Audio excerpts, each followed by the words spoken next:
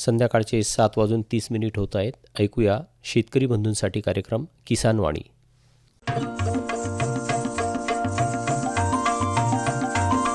किसान वाणी, किसान वाणी, किसान वाणी, किसान वाणी.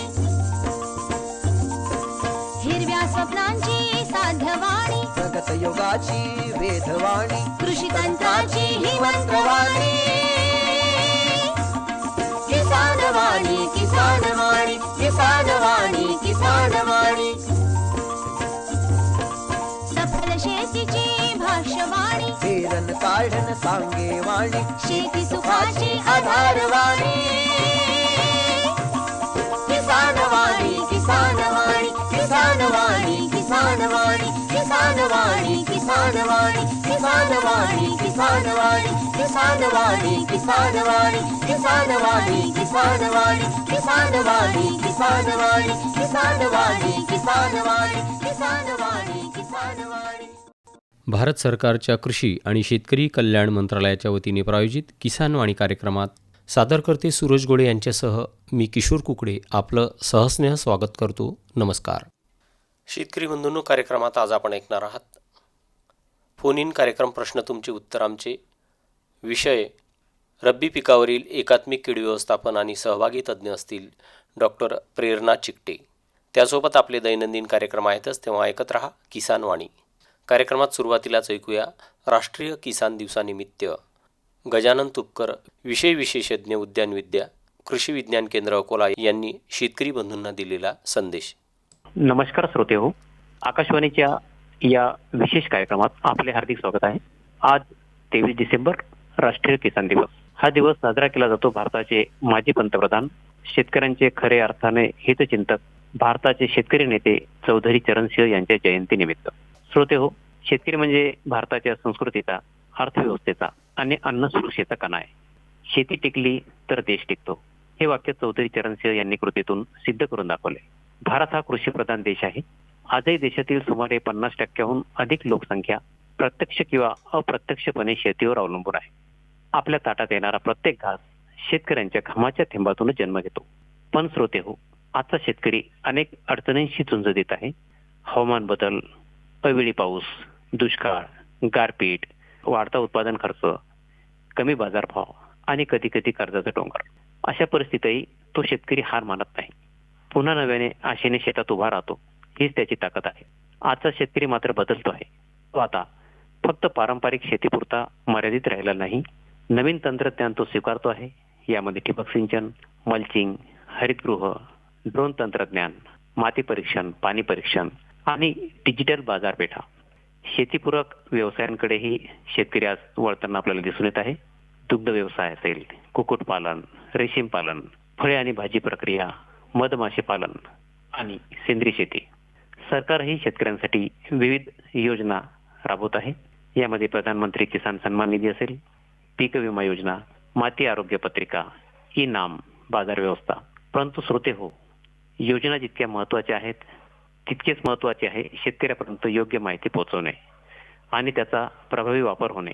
यामध्ये कृषी विभाग, कृषी विस्तार सेवा, आत्मा, कृषी विद्यापीठ, कृषी विज्ञान केंद्र आणि आकाशवाणी सारखी माध्यमे मोलाची भूमिका बजावत आहेत. आकाशवाणीच्या माध्यमातून हवामान अंदाज, पीक सल्ले, नवीन तंत्रज्ञान आणि शासकीय योजनांची माहिती शेतकऱ्यापर्यंत सातत्याने पोहोचत असते. श्रोते हो, राष्ट्रीय किसान दिवस हा केवळ शुभेच्छांचा दिवस नसून आत्मपरीक्षणाचा दिवस आहे. आपण शेतकऱ्यांसाठी काय करतो? त्याच्या श्रमाची किंमत देतो का? अन्नाचा अपव्यय टाळतो का? स्थानिक शेतकऱ्यांकडून माल खरेदी करतो का? हे प्रश्न आपण स्वतःला विचारायला हवेत. आजच्या या पवित्र दिवशी आपण सर्वांनी एक संकल्प करूया. शेतकऱ्यांचा सन्मान करू, त्यांच्या कष्टांची जाणीव ठेवू आणि शेती टिकवण्यासाठी आपल्या परीने योगदान देऊ. शेवटी चौधरी चरणसिंह यांचे शब्द आठवूया. भारताची समृद्धी शेतकऱ्यांच्या समृद्धीशिवाय शक्य नाही. या शब्दांसह राष्ट्रीय किसान दिवसाच्या सर्व शेतकरी बांधवांना मनपूर्वक शुभेच्छा. धन्यवाद.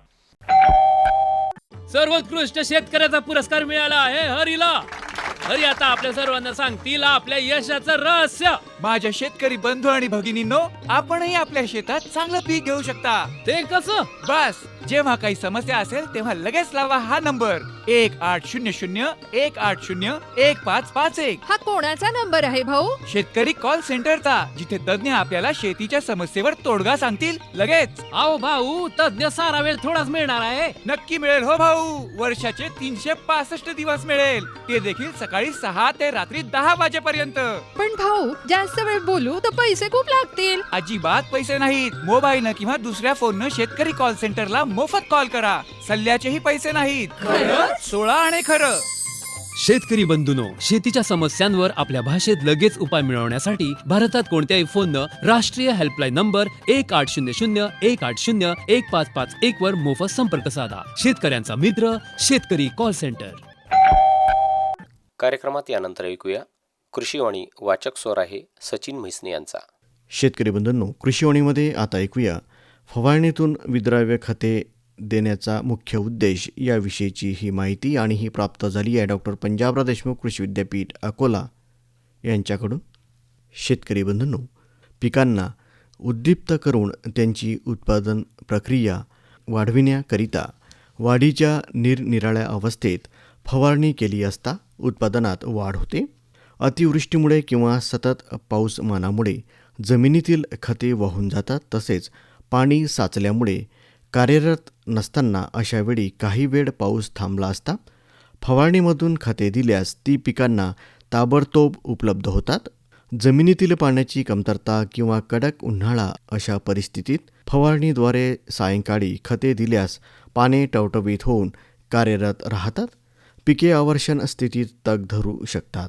विद्राव्य खतांचा वापर म्हणजेच फर्टिगेशन ही महत्त्वाची खत पुरवठा पद्धती फळबागांसाठी प्रामुख्याने वापरली जाते. फळबाग समृद्ध करण्यासाठी 2 ते 4 वर्ष वयाच्या झाडांना वर्षभरात 2 वेळा डिसेंबर ते जानेवारी किंवा मे ते जून या त्यांच्या काळात आणि वयानुसार 10 ते 14 किलो तर त्यापेक्षा जास्त वयाच्या झाडांना वर्षात एकदा बहारानुसार 50 किलो शेणखत कंपोस्ट खत प्रति झाड द्यावे. तसेच 1 किलो निंबोळी ढेप प्रति झाड दरवर्षी फळबागेस देण्यात यावी.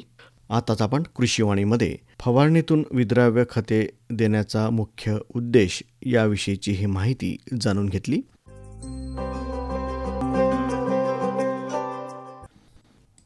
अरे अरे अरे क्या कर रहा है?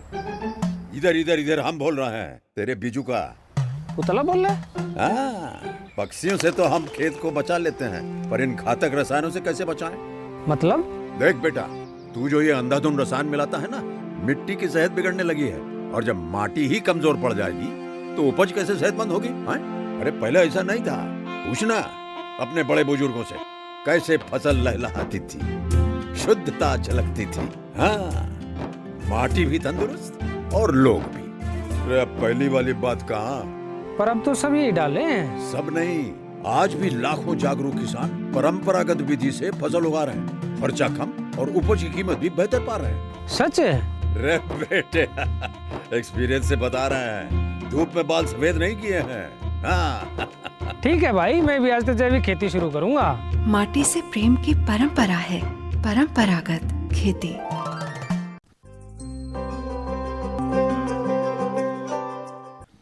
शेतकरी बंधूंनो, कार्यक्रमात यानंतर ऐकूया फोन इन कार्यक्रम प्रश्न तुमचे उत्तर आमचे.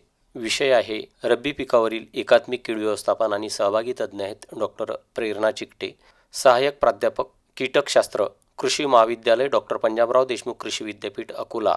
निवेदन आहे किशोर कुकडे यांचं. शेतकरी बंधूंनो, आता यावर्षीचा जो रब्बी आहे तो खूप जोरदार रब्बी राहणार आहे. कारण की खऱ्या अर्थानं असं म्हणायला हरकत नाही की रब्बीमध्ये जे तापमान पाहिजे त्या पद्धतीचं तापमान आज आपल्याकडे आहे. खूप चांगली जोरदार थंडी आहे आणि मोठ्या प्रमाणात यावर्षी रब्बीमध्ये असं म्हणता येईल आपल्याला की रब्बी तुरीपासून ते कांदा असेल, इतर भाजीपाला पिकं असतील, त्यासोबत आपली रेग्युलर तूरसुद्धा आता सध्या मोठ्या प्रमाणात फुलांवर आहे असं म्हणायलाही हरकत नाही या थंडीमुळे. तर याच अनुषंगानं आपला आजचा विषय जो आहे तो रब्बी पिकातील एकात्मिक कीड व्यवस्थापन हा आहे. तर त्या संदर्भात आपल्यासोबत आपल्या प्रश्नांना उत्तरं देण्यासाठी आपल्या स्टुडिओमध्ये डॉक्टर प्रेरणा चिकटे, सहाय्यक प्राध्यापक कीटकशास्त्र कृषी महाविद्यालय डॉक्टर पंजाबराव देशमुख कृषी विद्यापीठ अकोला ह्या उपस्थित आहेत. मी मॅडमचं स्वागत करतो. नमस्कार मॅडम. नमस्कार सर, धन्यवाद. आणि आपला यावर्षीचा जो रब्बी आहे तो खूप आशादायी आहे, कारण की तसं वातावरण आहे आणि आता सगळ्या गोष्टी शेतकरी खूप व्यवस्थित करतायत. परंतु रब्बीच्या दृष्टीनं कीड व्यवस्थापन हा सुद्धा एक महत्त्वाचा विषय आहे असं आम्हाला वाटते, म्हणून आम्ही आपल्याला आमंत्रित केलेलं आहे. आपल्या शेतकऱ्यांचे प्रश्न येतीलच, तर तुमच्या दृष्टीनं या पिकांची सध्याची काय परिस्थिती आहे? निश्चित सर, आपण चर्चा करूया. तत्पूर्वी आज राष्ट्रीय किसान दिवस आहे, तर सर्व शेतकरी बंधू आणि भगिनींना माझ्याकडनं किसान दिवसाच्या खूप खूप शुभेच्छा. तुमचे खूप धन्यवाद, कारण तुमच्यामुळेच ही जी जमीन आहे ती खऱ्या अर्थाने सुजलाम आणि सुफलाम आहे. आणि आता जर रबीच्या पिकांबद्दल बोलायचं झालं तर यावर्षी पाऊस जो वेळाने आला आहे त्यामुळे तुरीचा हंगाम थोडा लांबणीवर पडला आहे आणि सध्या परिस्थितीत बरीच थंडी असल्यामुळे म्हणजे शेंगा पोखरणाऱ्या अळ्यांचा प्रादुर्भाव जरी थोडा कमी असला तरी पण शेंगमाशीकरता आपल्याला लक्ष देणे गरजेचे आहे, कारण शेंगमाशी जी आहे ती शेंगेच्या आतमध्ये अंडी घालते आणि तिथे तुम्हाला विटकरी रंगाचा कोश पाहायला मिळतो आणि शेंगेच्या दाण्याच्याच तिथे ती शेंगमाशीची अळी देखील असते. तर आम्ही पण बघितलं आहे आता सध्या परिस्थितीत शेंगमाशीचा प्रादुर्भाव जरा दिसून येतो आहे. तर आपल्याला जेही कीटकनाशक फवारायचं असेल तर त्याच्याकरिता जे कीटकनाशक शेंगा पोखरणाऱ्या अळीकरता शिफारशीत आहे, शिवाय काय म्हणतात शेंगमाशीकरता आहे, अशा प्रकारच्या कीटकनाशकाकरता आपण गेल्यास बरं राहील. पोखरणाऱ्या अळ्यांचा प्रादुर्भाव कमी जरी असला तरी शेंगमाशीचा प्रादुर्भाव होऊ शकतो का? आहे शेंगमाशीचा प्रादुर्भाव कालावधी लांबला ना. हो, ते तर आहेच, कारण की साधारण 150 दिवसांपासून पुढचा जो तूर परिपक्वतेचा कालावधी असतो त्या कालावधीमध्ये आपण शेंगमाशीकरता विशेष दक्ष असणे गरजेचे आहे, कारण की शेंगमाशीची जी प्रौढ माशी आहे ती शेंगेच्या आतमध्ये अंडी घालते आणि अळी देखील शेंगेच्या आत असते, त्यामुळे ती बरेच वेळा शेतकरी बांधवांच्या लक्षात येत नाही. तर त्या दृष्टीने आपण काळजी म्हणजे लक्षपूर्वक बघणे फार गरजेचे आहेत. आणि एक 5 ते 10% जर नुकसानग्रस्त दाणे तुम्हाला आढळून येत असतील, आता सोल्यांची भाजी तर सर्वच जण घरी करतात, तर आणलेल्या शेंगांपैकी एक 50 शेंगांमध्ये जर तुम्हाला 5 ते 10% दाण्यांमध्ये मुकनसारखं दिसत असेल किंवा शेंगमाशीची कीड दिसत असेल तर मग तुम्हाला फवारणी करता जाणे गरजेचे आहे. मग या दृष्टीनं आपण दोन्ही अळ्याच्या दृष्टीनं काही व्यवस्थापनासाठी कीटकनाशकाचा अवलंब करू शकतो का? हो, आता सध्या परिस्थितीत जी तुरीची अवस्था आहे तर आता ही दुसरी म्हणण्यापेक्षा तिसरी फवारणी असेल. आणि जर फक्त तुम्हाला शेंगा पोखरणाऱ्या अळ्यांकरता फवारणी करायची असेल तर तुम्ही emamectin benzoate 5% soluble granules 4.4 gram प्रति 10 लिटर पाण्यात घेता येतील, किंवा क्रोलॅन्ट्रेनलिप्रॉल 18.5% प्रवाही 2.5 मिली प्रति 10 लिटर पाण्यात घेता येईल. पण काही कीटकनाशकं असे आहेत की जे शेंगा पोखरणारी अळी आणि शेंगमाशी दोघांकरता पण शिफारशीत आहे. तर ते आहे, त्यापैकी एक आहे डेल्टामेथ्रिन, ते 2.8% प्रवाही 10 मिली प्रति 10 लिटर पाण्यात घेता येईल, किंवा मग इंडोक्झाकार्ब 15.8% प्रवाही 7 मिली प्रति 10 लिटर पाण्यात, किंवा ल्युफेन्युरॉन 5.40% प्रवाही 12.4 मिली प्रति 10 लिटर पाण्यात घेऊ शकता. यापैकी कुठलंही एकच कीटकनाशक घ्यायचं आहे. आणि जर तुम्हाला 15 दिवसानंतर जर शेंगमाशीचा प्रादुर्भाव पुन्हा जाणवत असेल तर मग एक 15 ते 20 दिवसानंतर तुम्ही जे या सांगितलेल्या कीटकनाशकांपैकी दुसऱ्या एखाद्या कीटकनाशकाचा अंगीकार शेंगमाशीच्या नियंत्रणासाठी तुम्हाला करता येईल. म्हणजे आलटून पालटून आपण 2 जरी फवारण्या घेतल्या तरी आपल्याला नियंत्रण होऊन जाईल नियंत्रण.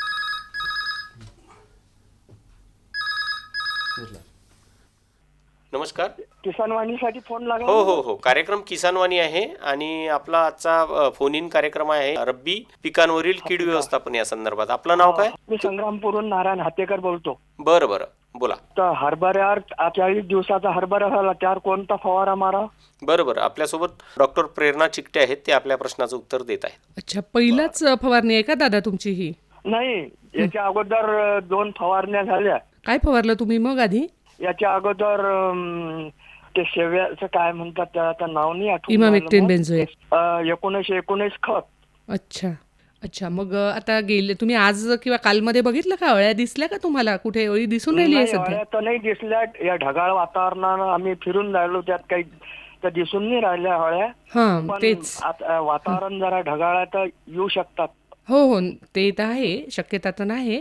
परंतु कसं आहे ना, सध्या थंडी खूप जास्त आहे. त्याच्यामुळे अळ्या शक्यतो नाही आहेत. तर मी तुम्हाला कीटकनाशक तर सांगते, पण तुम्ही थोडंसं बघा. जर समजा तुम्हाला 1 मीटर ओळीमध्ये म्हणजे साधारण हरभऱ्याची जी 1 मीटरची ओळ असते ना, त्याच्यामध्ये 8 ते 10 हरभऱ्याच्या झाडं येतात. तर 1 मीटर ओळीमध्ये तुम्हाला 8 ते 10 झाडांवरती 1 किंवा 2 अळी कमीत कमी किमान 1 अळी तरी दिसायला हवी. जर अशा प्रकारची परिस्थिती असेल तर तुम्ही फवारणी घ्या, नाहीतर मग फवारणी तुम्ही पुढे ढकलली तर बरी राहील. कारण चालते. तर मग तुम्हाला जर फवारणी करायची असेल तर तुम्ही क्लोरॅन्ट्रेनिलिप्रॉल 18.5% प्रवाही 2.5 मिली घेऊ शकता 10 लिटर. आणि जसं आत्ता माझ्या लक्षात पुन्हा मला आठवण आली की तुम्ही म्हणाले फ्लोऱ्यात आहे, तर मग फ्लोऱ्यात आहे तर तुम्ही फ्लूबेंडामाइड घेऊ शकता 39.35% प्रवाही 2 मिली प्रति 10 लिटर पाण्यात. हे कीटकनाशक जर तुम्ही आत्ता पहिले फ्लूबेंडामाइड घ्या आणि नंतर मग जेव्हा घाटे वगैरे राहत असतील तेव्हा मग तुम्ही क्लोरॅन्ट्रेनिलिप्रॉल घेतलं तरीच चालेल. आणि ते बघूनच फवारणी करा, कारण सध्या थंडीमुळे अळ्या शक्यतो नाही आहेत. नाही अळी तर आम्ही फिरून झालो, अळी तर नाही त्याच्यात, पण या ढगाळ वातावरण आहे इकडे संग्रामपूर इकडे. तर असं वाटते की ज्याच्या अगोदर जर एखादा फवारा मारला तर मग तर आल्यावरच पाहू. मग नाही असं कधीच करायचं नाही, कारण कसं आहे वातावरण आज राहील उद्या ढगाळ चालला जाईल. पण कसं राहतं ना की आपल्या विदर्भाच्या वातावरणामध्ये घाटे अळीच्या 3च पिढ्या पिकावरती येतात आणि त्यातली एक साधारण आपल्या काईकवाडीच्या अवस्थेत असते, दुसरी साधारण फुलोऱ्याच्या येते आणि तिसरी घाटे भरण्याच्या वेळी येते. तर त्याच्यामुळे काय आहे, ते जर तुम्ही आधीच फवारून ठेवलंय आणि जर समजा अळी आलीच नाही तर एक 7 ते 8 दिवसानंतर ते कीटकनाशक जे आहे ना त्याचं विघटन होऊन जाते निसर्गामध्ये आणि मग त्याचा उपयोग होत नाही, पैशांचं नुकसान होते. त्याच्यामुळे अळी जर तुम्हाला किंवा अंडी जरी ॲटलिस्ट तुम्हाला दिसली तर तुम्ही फवारणी घ्या, अन्यथा आधीच असं फवारून ठेवू नका. बरं ते तुम्ही सांगितलं ते त्याची फवारणी मारू. त्या माहिती दिल्याबद्दल धन्यवाद. बरं धन्यवाद. त्यानंतर आपल्या रब्बीमध्ये जे प्रमुख पीक आहे डाळवर्गीय पीक, त्यामध्ये हरभरा खूप मोठ्या प्रमाणात आपल्याकडे पेरा होतो आणि हरभरा हा यावर्षी 2 ते 3 टप्प्यात पेरला गेला. मग अगदी सुरुवातीला ज्यांची शेतं काळे होती त्यांनी अगदी लवकर पेरला, तो म्हणजे कोरडू भाग. तो आज चांगल्या पद्धतीनं फुलोऱ्यात आहे आणि काही जो भाग आहे बागायती त्यामध्ये अजूनही काही नवीन हरभरा आहे. तर हरभऱ्याच्या दृष्टीनं ज्या म्हणजे हरभऱ्यावर येणाऱ्या ज्या किडी आहेत तर त्या प्रमुख किडी कोणत्या आणि त्यासाठी त्यांनी कशा प्रकारे व्यवस्थापन केलं पाहिजे? आता हरभऱ्याच्या बाबतीत बोलायचं झालं तर मुख्य कीड तर आपली घाटे पोखरणारी अळीच आहे, जिला आपण हेलिकोअर्पा असं म्हणतो. आणि फार क्वचित कधी तंबाखूची पाने खाणारी अळी देखील तिचा देखील प्रादुर्भाव होतो. आणि ज्या पद्धतीने आपण म्हणालात की वेगळ्या टप्प्यांमध्ये पीक आहेत, तर विदर्भाचा विचार जर केला तर घाटे अळीच्या 3 पिढ्या ज्या आहेत त्या हरभरा पिकात पूर्ण होत असतात. तर साधारणपणे पीकवाढीच्या अवस्थेत फुलोरा येण्यापूर्वी पहिली पिढी, दुसरी फुलोऱ्याच्या अवस्थेत आणि तिसरी घाटे भरण्याच्या अवस्थेत. तर ज्यांचा फार अगदी छोटासा हरभरा असेल म्हणजे ज्याची वाढ पुरेशी झाली नसेल तर तिथे 1 ते 2 अळ्या प्रति मीटर ओळीत जर त्यांना आढळून येत असतील तर तिथे ते HNPV विषाणूजन्य कीटकनाशक जे आहे 250 एली 500 लिटर पाण्यात मिसळून त्याची फवारणी करू शकतात. किंवा मग फ्लुबेंडामाइड 39.35% प्रवाही 2 मिली प्रति 10 लिटर पाण्यात फवारता येईल. हे कीटकनाशक ज्यांचा हरभरा मोठा वाढीच्या अवस्थेत आहे त्यांना देखील फवारता येईल. या कीटकनाशकाच्या बाबतीत एक वैशिष्ट्यपूर्ण बाब अशी आहे, फ्लुबेंडामाइड 39.35% प्रवाही, की हे मॅडम आपल्याला एक कॉल येतोय, आपण कॉल घेऊया आणि नंतर आपला प्रश्न कंटिन्यू करू.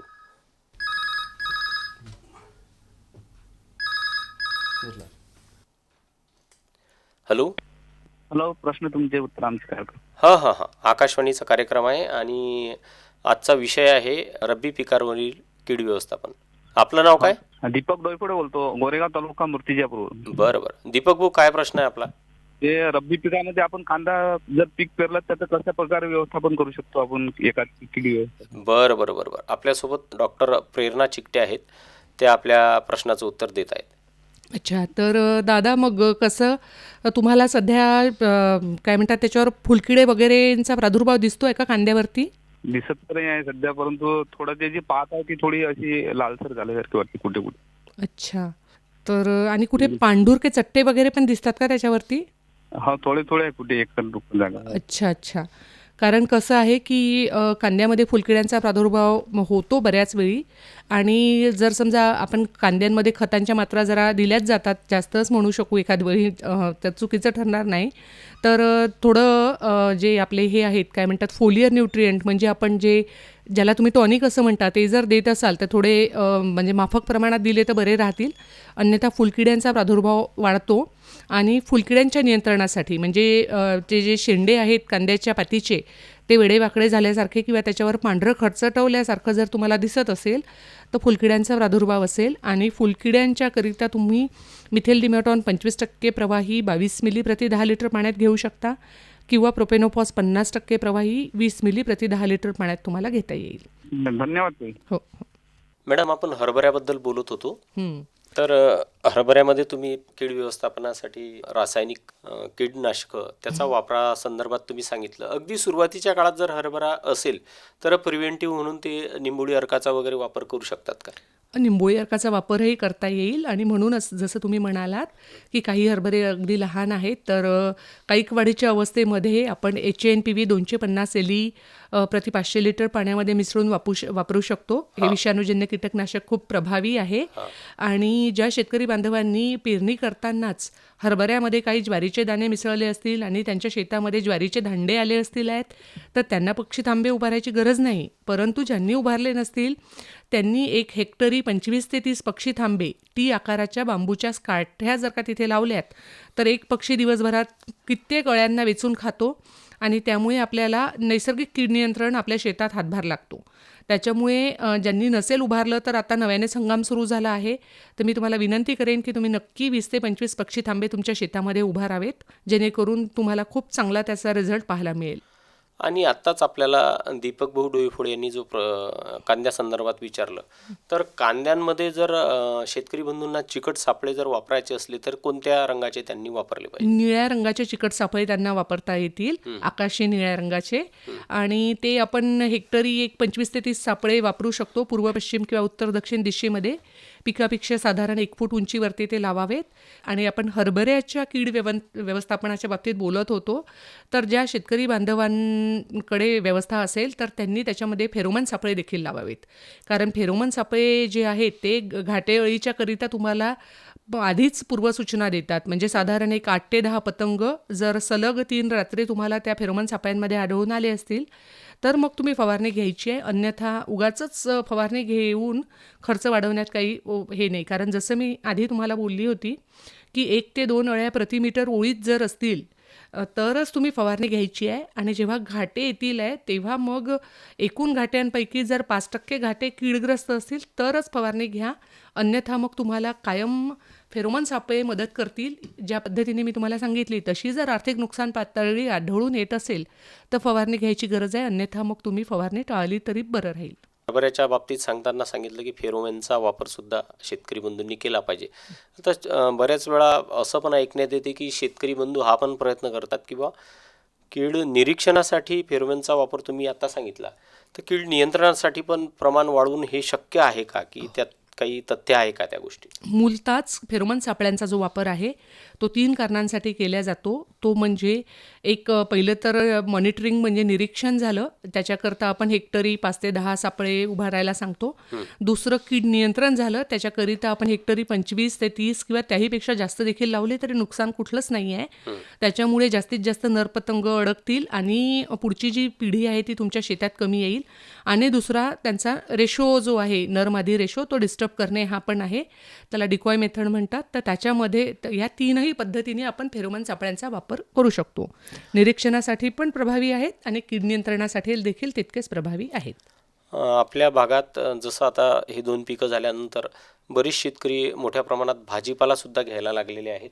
तर भाजीपाल्यामध्ये जो वांगी हे जे मुख्य पीक आहे, तर यावर मोठ्या प्रमाणात वेगवेगळ्या अळ्यांचा प्रादुर्भाव नेहमी होत असतो. तर जे शेंडअळी किंवा त्याचा खूप मोठा प्रादुर्भाव आणि फळात सुद्धा बऱ्याच वेळा अळ्या त्या शेतकऱ्यांना दिसतात, तर त्याच्यासाठी त्यांनी काय नियोजन करावं?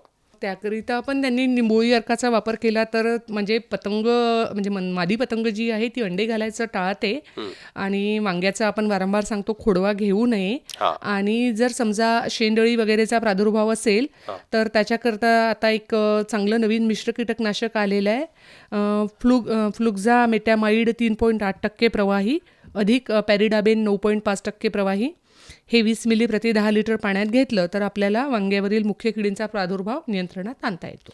तर जे शेतकरी बंधू भगिनी आता टरबूज किंवा काकडी पेरणीच्या तयारीत असतील तर त्यांनी बीज प्रक्रिया करावी आणि मगच पेरणी करावी. तर त्याकरिता हल्ली सायंट्रेनलिप्रॉल 18.41% सॉल्युबल कॉन्सन्ट्रेट आहे, जे 75 मिली 50 लिटर पाण्यामध्ये तुम्ही मिसळलं तर 1000 यांना रोपट्यांना तुम्ही त्याची बीज प्रक्रिया करू शकता, ज्यामुळे बरेच दिवसांपर्यंत तुम्हाला मावा, फुलकुडे, तुडतुडे इत्यादी रस शोषण करणाऱ्या किडींच्या प्रादुर्भावाकरिता कीटकनाशक फवारण्याची गरज पडणार नाही. आता सध्या मॅडम अशी परिस्थिती आहे की एकीकडे तूर हरभरा आहे, पण कोरळू पट्ट्यात आजही कपाशी मोठ्या प्रमाणात उभी आहे. कारण काय झालं की शेवटचा जो पाऊस येऊन गेला त्याच्यामुळे त्याला जे नवीन फ्रुटिंग झालं आणि त्याच्यामध्ये ते जे ग्रीनरी दिसते, तर खारपान पट्ट्यात काय होते की त्याला काही कव्हर क्रॉप घ्यायचं नसते, त्या दृष्टीनं तो ती कपाशी तशीच ठेवतो, ती फरदळमध्ये येत नाही, पण रेग्युलरमध्ये चालूमध्येच तो कापूस घेतो. अशा परिस्थितीत जर त्याच्या कपाशीमध्ये जर बोंडअळीचा प्रादुर्भाव जर असला तर त्या शेतकरी बंधूंनी त्याची कशी काळजी घ्यावी? निश्चितच, कारण कसं आहे आता सध्या जी पिकाची परिस्थिती आहे तर यामध्ये सध्या हेलिकोवर्पाच्या बोंडअळीपेक्षा गुलाबी बोंडअळीच्या दृष्टीने महत्त्वाचा वेळ आहे. आणि त्याच्या गुलाबी बोंडअळ्या किंवा इतरही बोंडअळ्यांच्या नियंत्रणासाठी आपण एक तर बीटा सायफ्लोथ्रिन 2.45% 10 मिली 10 लिटर पाण्यात फवारणी करू शकतो, किंवा मग डेल्टामेथ्रिन 2.8% प्रवाही ते 12 ते 15 मिली प्रति 10 लिटर पाण्यामध्ये फवारता येईल, किंवा मग सायपरमेथ्रिन 25% प्रवाही ज्यांची शेवटची फवारणी असेल तर ते पॅरेथ्रॉइड गटातील कीटकनाशकांचा आधार घेऊ शकतात. तसंही आपण साधारण ऑक्टोबर महिन्यानंतर किंवा 140 दिवसानंतर पॅरेथ्रॉइड गटातील कीटकनाशकं घेतो.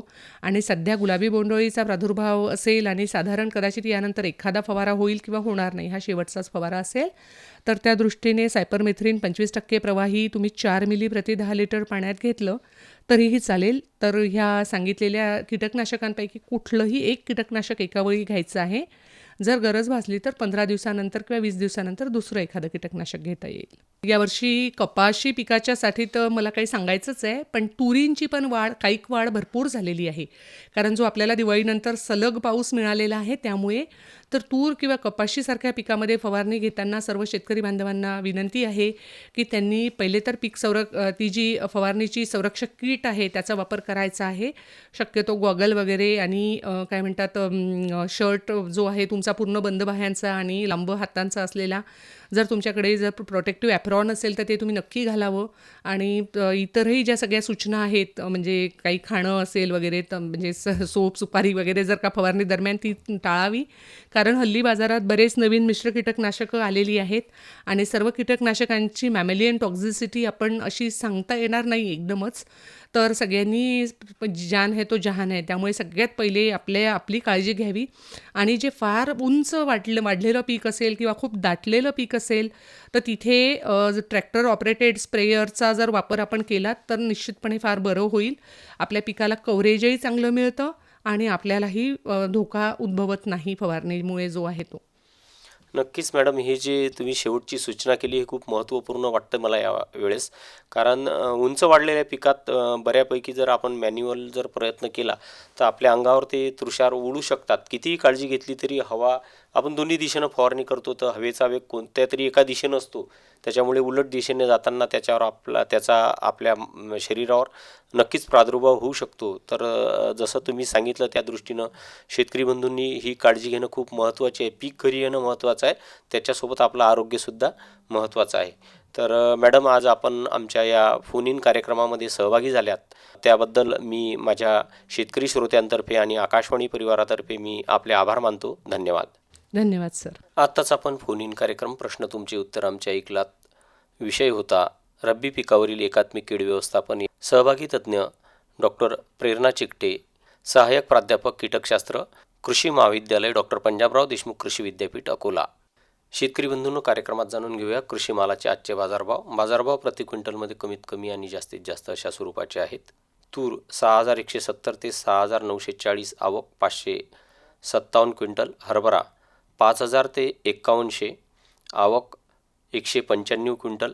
तीळ 8,325 ते 10,560 आवक 23 क्विंटल. कापूस 7,689 ते 8,010 आवक 4223 क्विंटल. सोयाबीन 4100 ते 4855 आवक 3411 क्विंटल. आताच आपण कृषी उत्पन्न बाजार समिती अकोला यांच्याकडून प्राप्त कृषी मालाचे आजचे बाजारभाव जाणून घेतलेत. कृषी मालाच्या आजच्या बाजारभावासोबतच आपल्या आजच्या किसानवाणीची वेळ संपलेली आहे. तेव्हा पुन्हा भेटू आपल्या आवडत्या कृषीविषयक कार्यक्रमात. तोवर किशोर कुकडेला निरोप द्या. नमस्कार.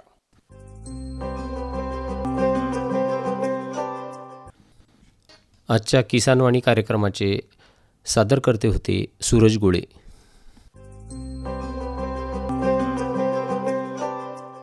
आताच आपण भारत सरकारच्या कृषी आणि शेतकरी कल्याण मंत्रालयाच्या वतीने प्रायोजित किसानवाणी कार्यक्रम ऐकलात.